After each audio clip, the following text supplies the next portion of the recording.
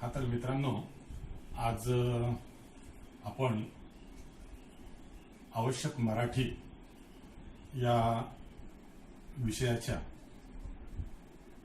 प्रश्नपत्रिकेचं स्वरूप कसं असणार हे आपण बघणार आहोत. आपला अभ्यासक्रम आता जवळपास पूर्ण झालेला आहे आणि विद्यापीठाच्या परीक्षेला आता आपल्याला सामोरं जायचं आहे. त्या अनुषंगाने आपल्याला आपल्या परीक्षेची तयारी सुद्धा करायची आहे. तर मित्रांनो, आपल्याला अभ्यासक्रमामध्ये नेमलेलं साहित्य संवाद भाग 1 हे जे पुस्तक आहे, या पुस्तकातील प्रथम सत्राकरिता तुम्हाला 5 पाठ, 5 कविता आणि 2 प्रकरणं व्यावहारिक मराठी असा अभ्यासक्रम नेमलेला होता. त्याचप्रमाणे आता द्वितीय सत्राकरिता सुद्धा साहित्य संवाद भाग 1 या पुस्तकातील गद्य विभागात 5 पाठ, पद्य विभागाकरिता 5 कविता आणि व्यावहारिक मराठीची 2 प्रकरणं अभ्यासक्रमामध्ये नेमलेली आहे. त्याचा आपण वर्गामध्ये शिकताना सर्वार्थाने परिचय करून घेतलेला आहेच. शिवाय त्या प्रत्येक पाठाचा सूक्ष्म अवलोकन देखील आपण केलेलं आहे. पण आता परीक्षेच्या दृष्टीने आपल्याला कशा पद्धतीने तयारी करायला पाहिजे याचा आज आपण विचार करतो आहे. तर मित्रांनो, आपल्याला गद्य विभागामध्ये जे 5 पाठ नेमलेले आहे, तर त्यामध्ये इरावतीबाई एक दीपमाळ हा एक पाठ पु ल देशपांडे यांचा नेमलेला आहे. दुसरा संस्कार नावाचा हा जो पाठ आहे, वामन कृष्ण चोरघडे यांनी लिहिलेला हा पाठ नेमलेला आहे. तिसरा पाठ ग्रेस हा मधुकर केचे यांचा अभ्यासक्रमामध्ये आहे. चौथा जेव्हा मी जात चोरली होती हा बाबूराव बागुल यांचा पाठ अंतर्भूत करण्यात आलेला आहे.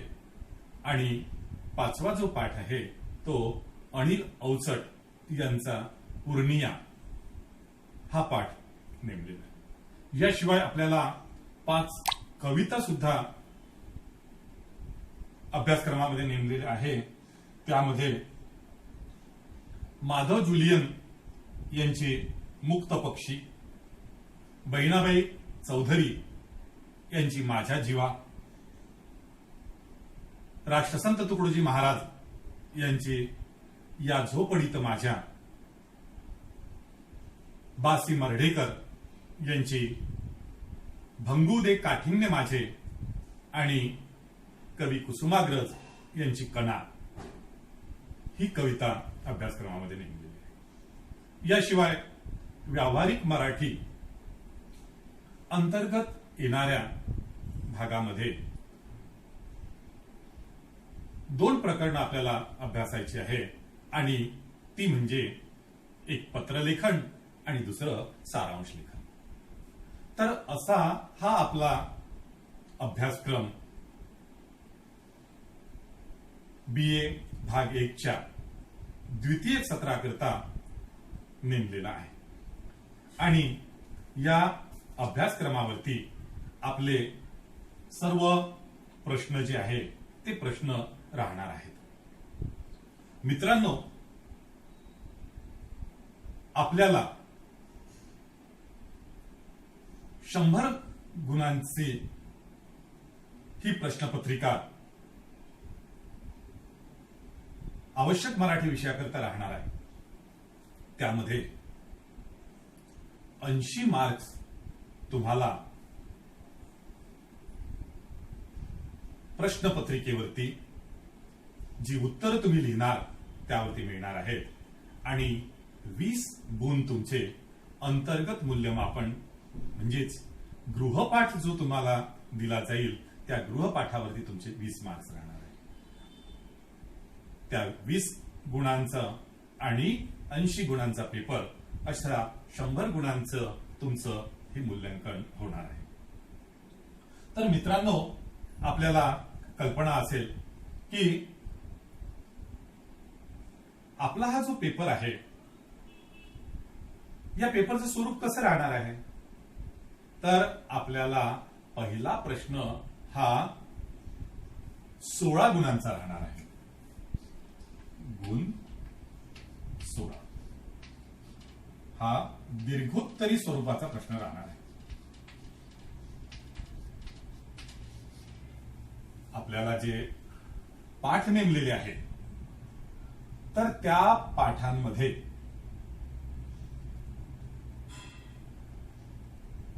दीर्घोत्तरी स्वरूपाचे प्रश्न तुम्हाला पहिल्या प्रश्नामध्ये सोडवायचे आहे आणि त्यामध्ये पहिला प्रश्न जो राहतील त्या पहिल्या प्रश्नाला एक दुसरा किंवा राहणार आहे. त्या दोन पैकी एक प्रश्न तुम्हाला सोडवायचा आहे. जसं आपण बघितलंय की आपल्याला अभ्यासक्रमामध्ये नेमलेले जे पाठ आहे त्यामध्ये आपण जसं पहिला पाठ जर आपण पाहिला तर त्यामध्ये इरावतीबाई एक दीपमाळ हा जो पाठ आहे तर या पाठामध्ये हा एक मृत्यूलेख आहे. पु ल देशपांडे यांनी इरावतीबाईंच्या निधनानंतर तो लिहिलेला आहे आणि यामधून इरावती कर्वे यांच्या एकूणच विद्याव्यासंगाचं त्यांच्या उदार दातृत्वाचं आणि त्यांच्या बहुआयामी व्यक्तिमत्वाचा परिचय पु ल देशपांडे यांनी या पाठामधून करून दिलेला आहे. इरावतीबाई या मानववंशशास्त्राच्या अभ्यासिका असून एक गृहिणी म्हणून त्यांचं काय कर्तृत्व आहे आणि लोकांशी आपलेपणा निर्माण करण्याचं त्यांचं जे कसब आहे ते सुद्धा पुलंनी अतिशय मार्मिकरित्या यामध्ये सांगितलेलं आहे. तर यावरती तुम्हाला साधारणतः असा प्रश्न विचारला जाऊ शकतो की इरावतीबाई एक दीपमाळ या पाठातून लेखकाने इरावतीबाईंच्या व्यक्तित्वाची ओळख कशी करून दिली. त्यावरती तुम्हाला दीर्घोत्तरी प्रश्नाचं उत्तर तुम्हाला लिहायचं आहे. त्यालाच ऑर मध्ये किंवा दुसरा एक प्रश्न तुम्हाला विचारला जाईल. जसं वामन कृष्ण चोरघडे यांची संस्कार नावाची कथा आहे आपल्याला अभ्यासक्रमामध्ये नेमलेली. आता ही संस्कार नावाची जी कथा आहे तर या कथेमध्ये ग्रामीण परिसर आलेला आहे आणि या ग्रामीण परिसरामध्ये असणारं हे चित्र यामध्ये रेखाटलं गेलेलं आहे.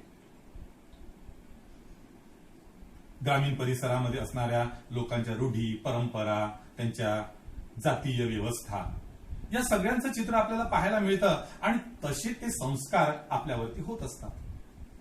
या कथेची जी नायिका आहे ती नायिका सलमा ही मुसलमान समाजाची असते.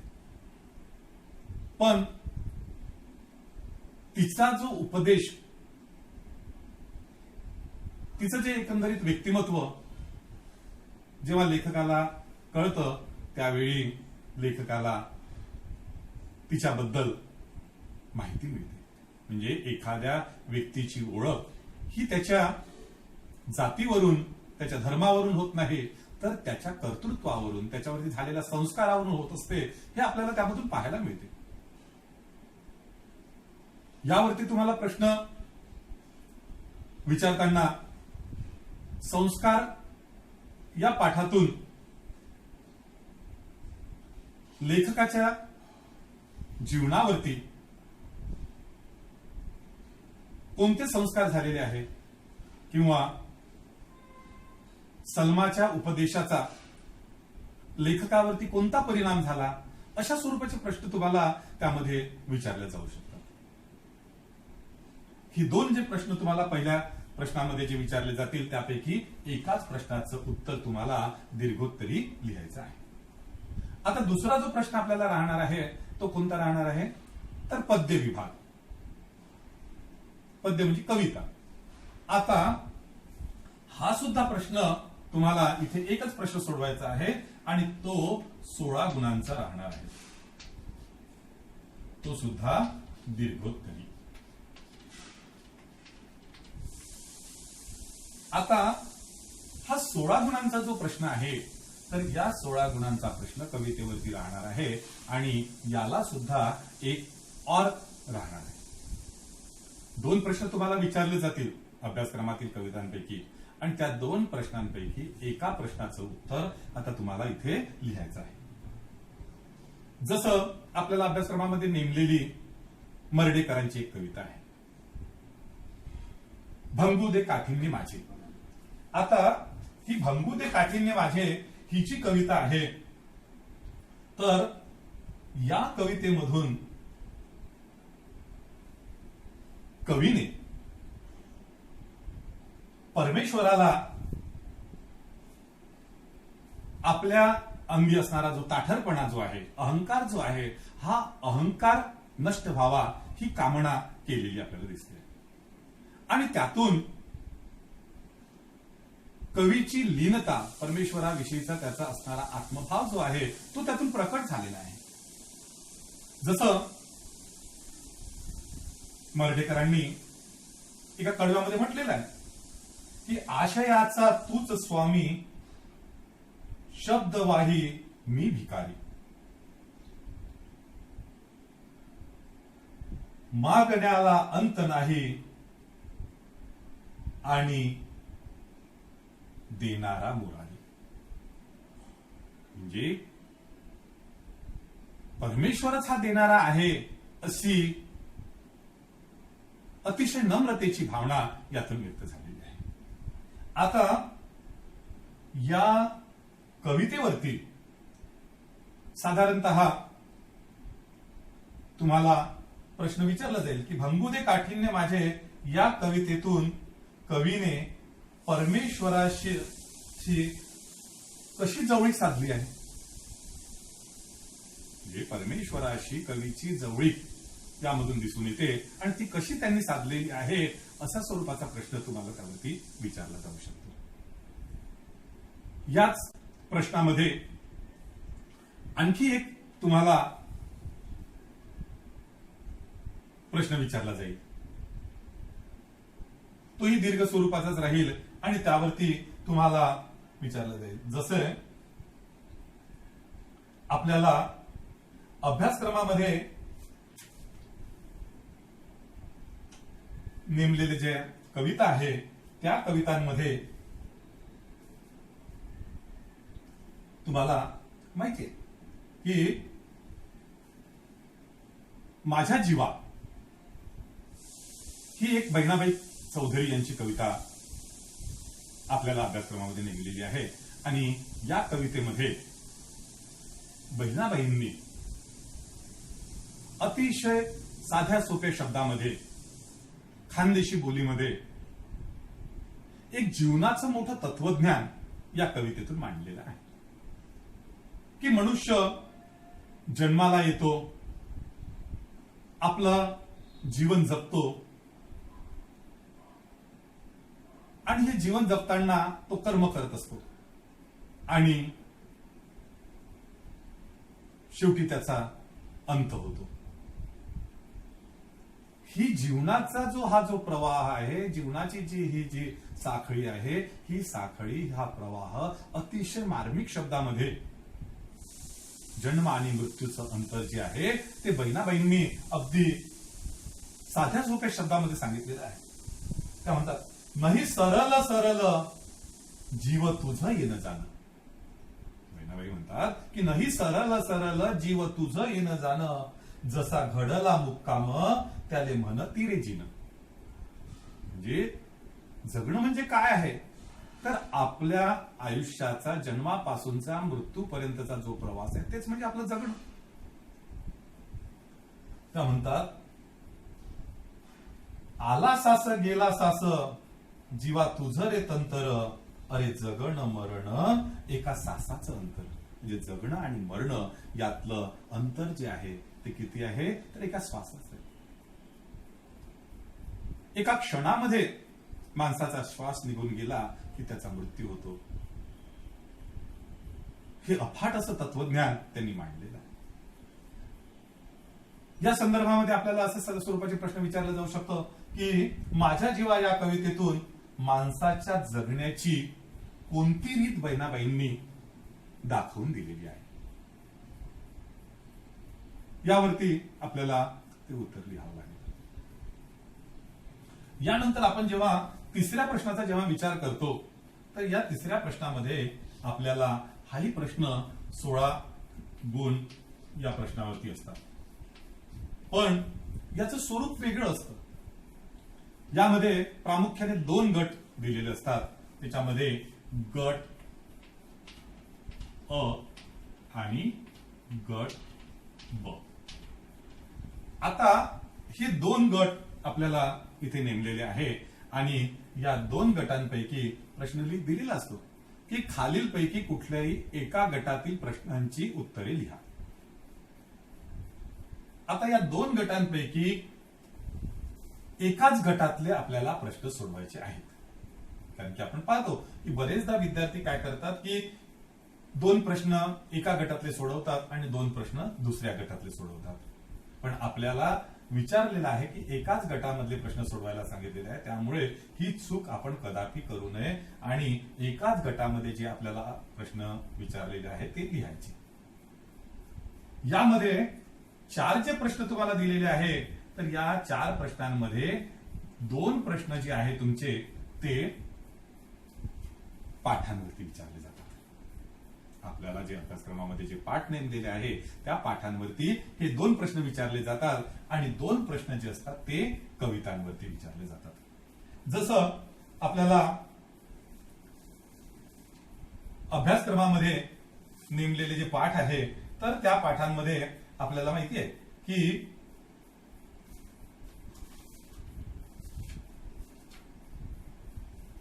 पूर्णी या नावाची ही एक अनिल अवचट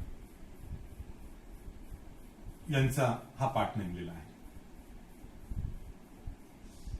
हे एक प्रवास वर्णन आहे. बिहारमध्ये जो जमीनदार वर्ग जो आहे, तर हा जमीनदार वर्ग श्रमिकांचं, मजुरांचं कशा पद्धतीने शोषण करतो, त्याचप्रमाणे तेथे असणाऱ्या अभ्रकाच्या खाणी आणि इतर खाणींमध्ये काम करणारे जी मजूर आहे, तर त्यांचं जीवन किती हालाखीचं आहे, त्यांच्यावरती कशा समस्या येतात आणि त्यातून त्यांचं आयुर्मान कसं खालावत गेलेलं आहे, त्यांचं आयुष्य कसं कमी झालेलं आहे, याचं एक वास्तव चित्र आपल्याला या पाठामध्ये पाहायला मिळतं. आता या पाठामध्ये त्यांनी आपल्याला निरनिराळे प्रसंग त्यांनी सांगितलेले आहे आणि त्यातून आपल्याला या संदर्भातलं आपल्याला लक्षात येते की कशा पद्धतीने त्यांच्यावरती तो अन्याय अत्याचार होतो, तर ते आपल्याला दिसून येतं. यावरती तुम्हाला प्रश्न विचारला जाऊ शकतो की पूर्णिया या पाठातून अनिल अवचट यांनी खाणीमध्ये काम करणाऱ्या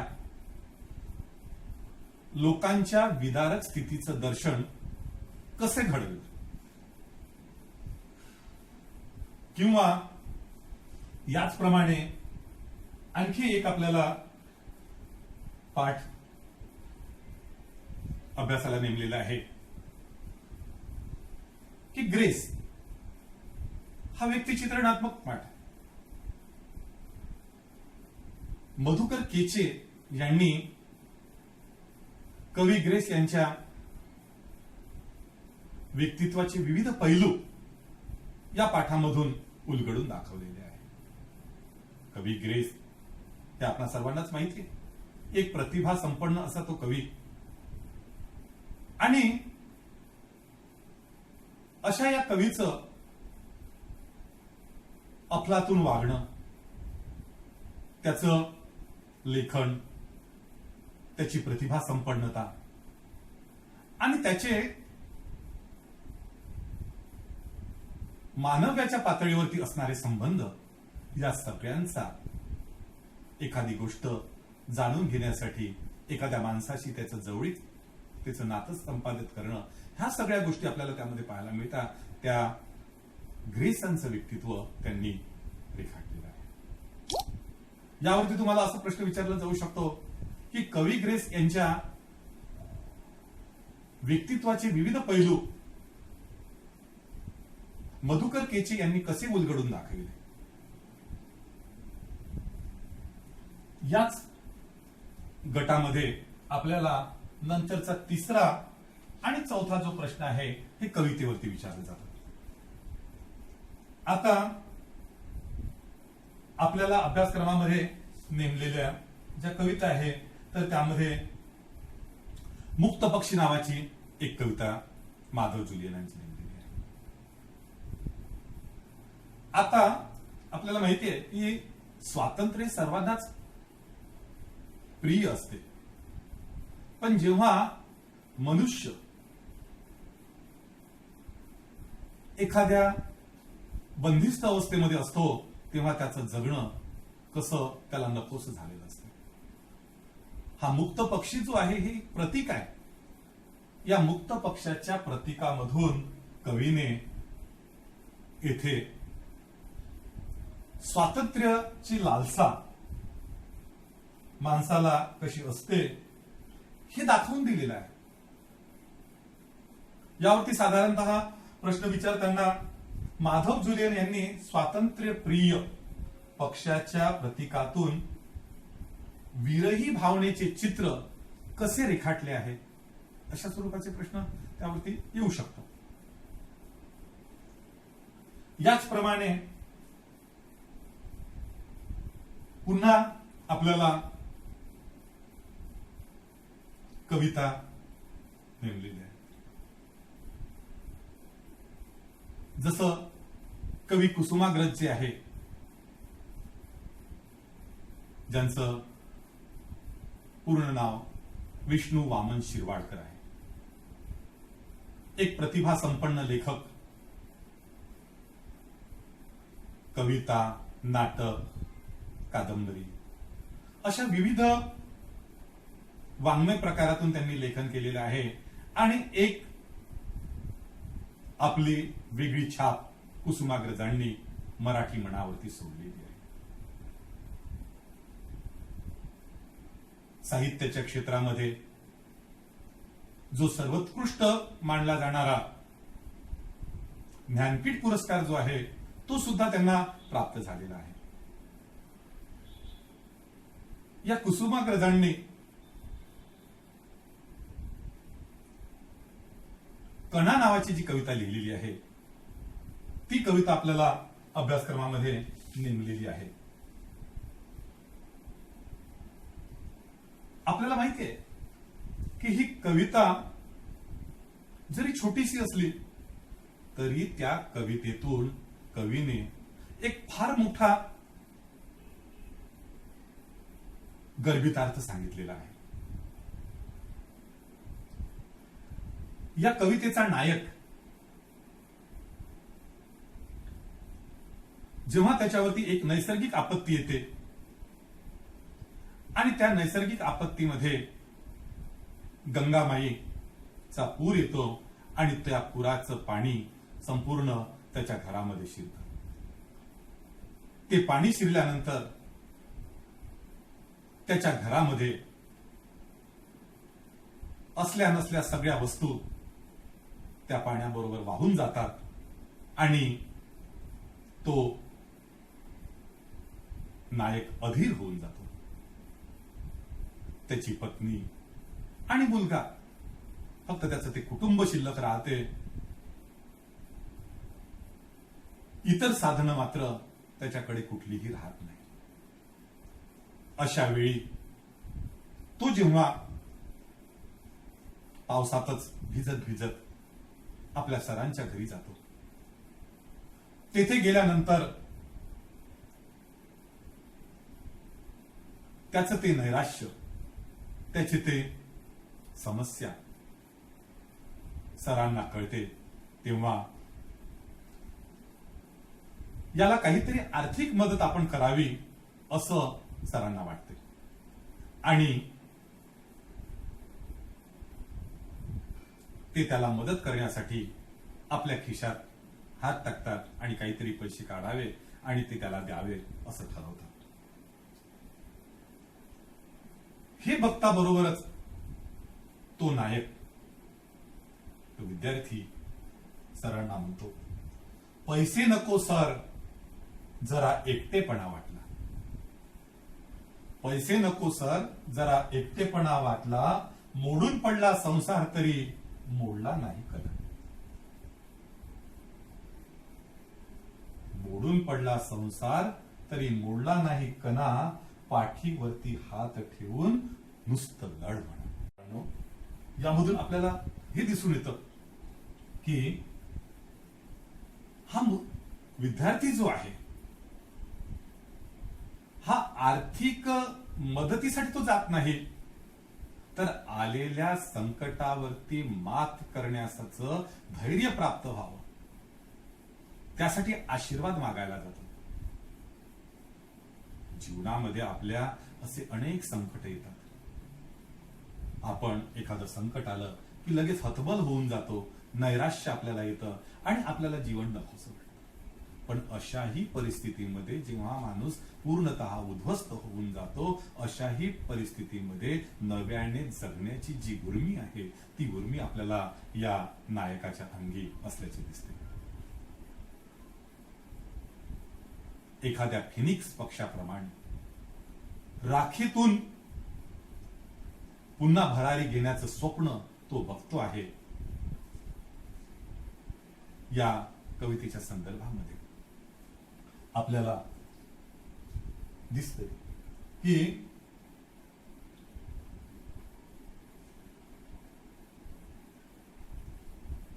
साधारणतः कणा या कवितेतून नैसर्गिक आपत्तीने उद्ध्वस्त झालेल्या नायकाचा धीरोदात्तपणा कसा स्पष्ट होतो, अशा स्वरूपाचा प्रश्न तुम्हाला त्यामध्ये विचारले जाऊ शकतात. याचप्रमाणे दुसरा जो गट असतो तो ऑर मध्ये, आणि या गटामध्ये सुद्धा तुम्हाला असे 4 प्रश्न विचारले जातात. त्यामध्ये 2 प्रश्न धड्यांवरती असतात आणि 2 प्रश्न हे कवितेवरती असतात. आता या प्रत्येक प्रश्नाला 4-4 मार्क्स असतात. म्हणजे एकूण या तिसऱ्या प्रश्नावरती 16 गुण असतात आणि प्रत्येक प्रश्नावरती 4-4 गुणाचं विभागणी झालेली असते.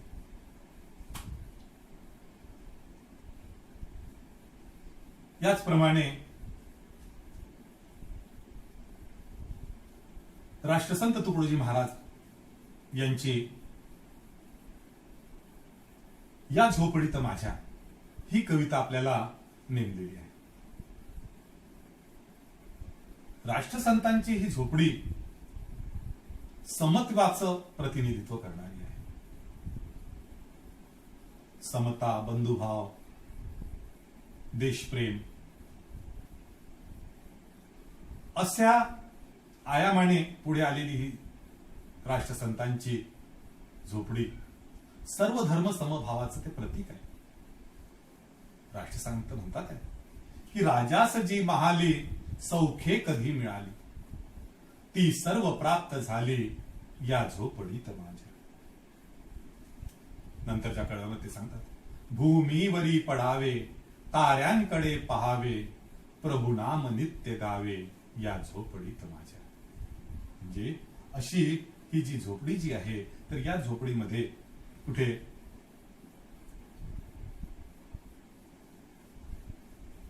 राष्ट्रसंत सांगतात की महाली मऊ बिछाने कंदील श्यामदाने, आम्हा जमीन माने या झोपडीत माझ्या. म्हणजे ही जी झोपडी जी आहे राष्ट्रसंतांची, तर यामध्ये कुठलीही भीती नाही आणि कुणालाही मज्जाव नाही. तर कुणीही कुठल्याही धर्माचा, कुठल्याही पंथाचा, गरीब श्रीमंत या सगळ्यांना येण्याचं त्यांनी आवाहन केलेलं आहे. यावरती सुद्धा तुम्हाला साधारणतः मोठा प्रश्न विचारला जाऊ शकतो.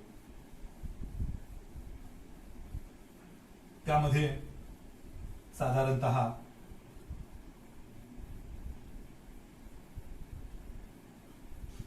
सर्व धर्म समभावाचा पुरस्कार करणाऱ्या या झोपडीत माझ्या या कवितेतून राष्ट्रसंतांनी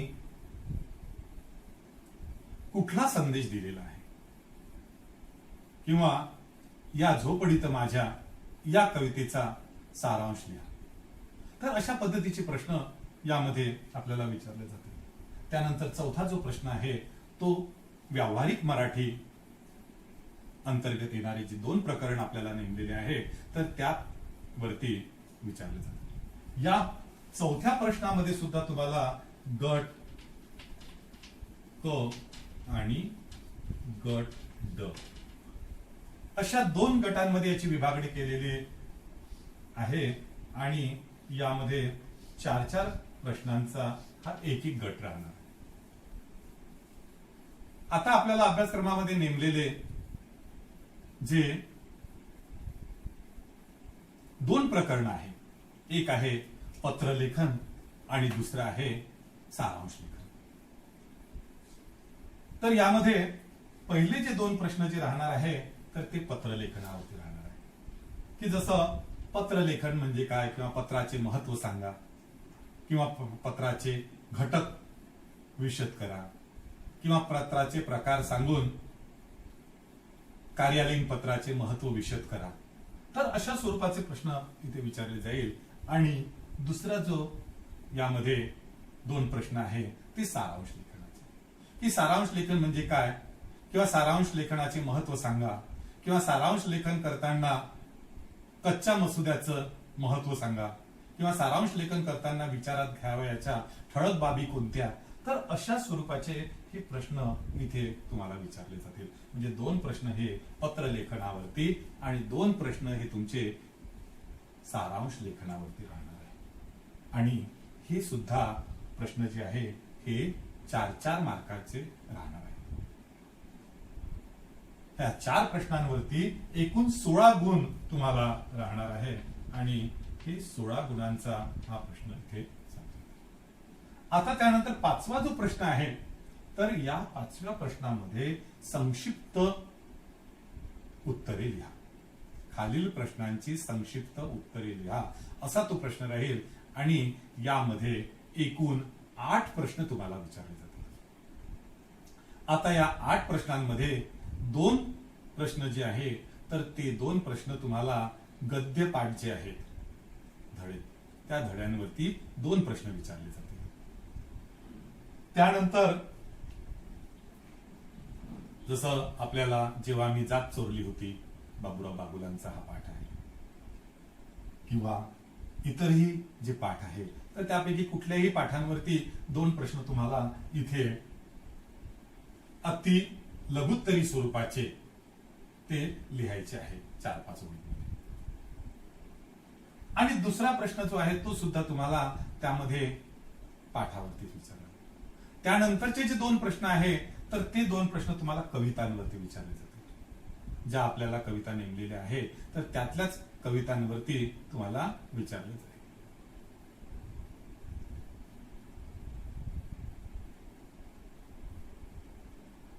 जसं राष्ट्रसंतांनी आपल्या झोपडीमध्ये येण्याचं आवाहन कुणाला केलेलं आहे किंवा कुणाला केलेलं आहे असं सुद्धा विचारलं जाऊ शकतं.